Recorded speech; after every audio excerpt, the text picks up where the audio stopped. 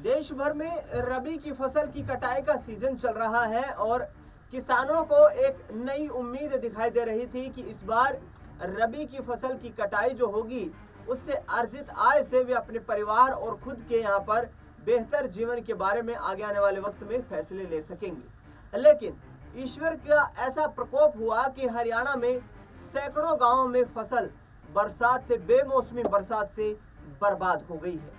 बता दें आपको कि किसान इससे काफी निराश हैं। किसानों ने करीब 6 महीने तक अपने खेत में जो मेहनत की थी उस पर बिलख बिलख कर रोते हुए कह रहे हैं कि इस बार फसल के अच्छी पैदावार की उम्मीद थी, लेकिन ईश्वर की ये प्रकोप है, ये एक आपदा आई कि हमारी फसल पूर्णतः नेस्तनाबूद हो चुकी है, नष्ट हो चुकी है और किसानों की उम्मीदों पर पानी फिर गया है।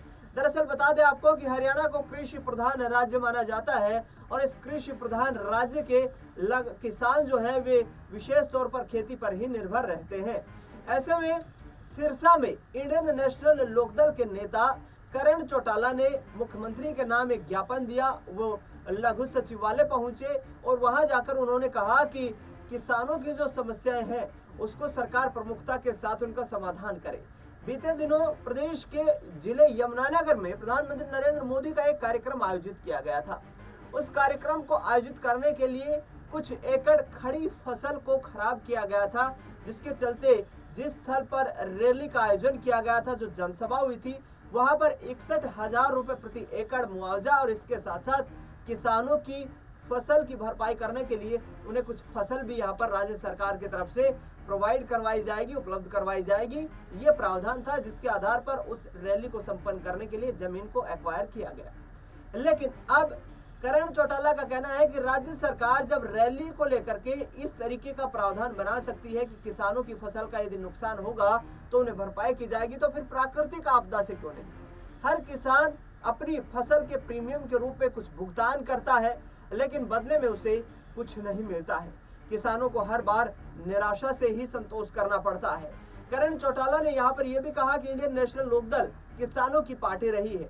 चौधरी देवीलाल, चौधरी ओम प्रकाश चौटाला और अभय सिंह चौटाला लगातार किसानों के लिए लड़ाई लड़ते रहे हैं। इसके साथ ही आपको बता दें कि उन्होंने इंडियन नेशनल लोकदल को किसान हमदर्द बताया, तो दूसरी तरफ यहाँ पर जननायक जनता पार्टी, भारतीय जनता पार्टी और कांग्रेस पर जमकर निशाना भी साधा।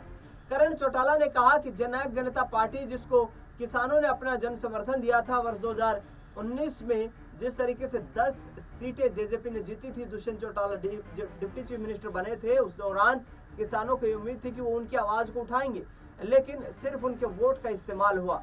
अब जननायक जनता पार्टी किसानों के साथ हो रही यहाँ बर्बरता पर शांत बैठी हुई है। इसके साथ ही उन्होंने कहा कि बीजेपी हमेशा किसान विरोधी रही है और कांग्रेस पार्टी किसानों के वोट का इस्तेमाल करते हमेशा दिखाई दी है। ऐसे में अब आने वाला वक्त इंडियन नेशनल लोकदल का है। देखना दिलचस्प होगा कि इनेलो, जो कि संगठन में विस्तार करके राज्य में खुद को मजबूती पर यहाँ पर जोर दे रही है, वो आगे आने वाले वक्त में किस तरीके से प्रदेश की राजनीति में फिर से उभर पाएगी। फिलहाल इस खास खबर में इतना ही। देश दुनिया से जुड़ी तमाम बड़ी खबरों के लिए देखते रहिए नेक्स्ट 9 पॉलिटिकल बाइट।